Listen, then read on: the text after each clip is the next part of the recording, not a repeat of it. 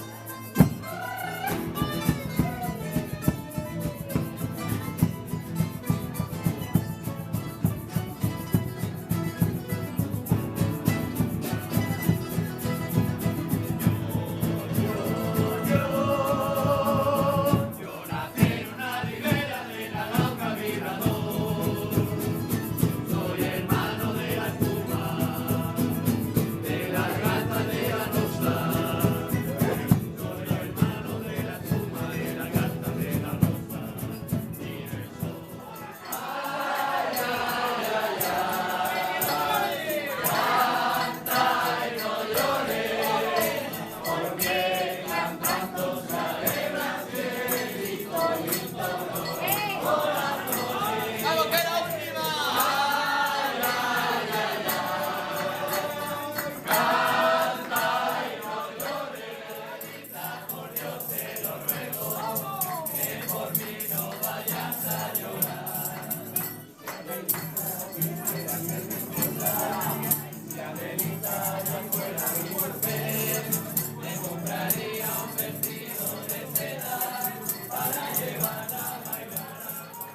Yo no me caso, compadre querido, porque la vida es un puro vacilón.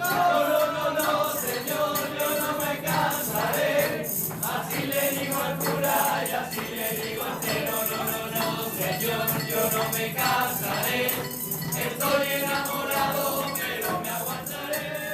No le gusta el vino, es un ánima, es un ánima.